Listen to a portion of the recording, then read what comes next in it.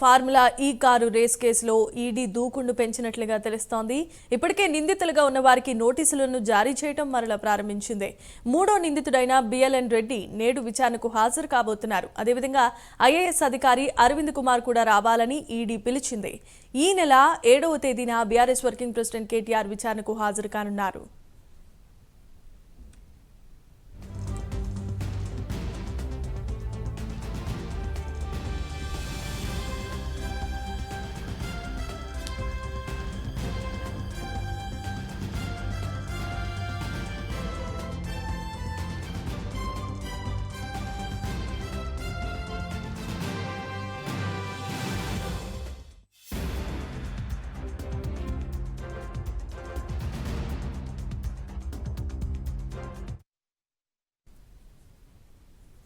Right, ఇక formula ఈ car race కేసులో ఈడీ దూకుడును పెంచింది. నిందితులుగా ఉన్న వారికి నోటీసులను జారీ చేయడం ప్రారంభించింది.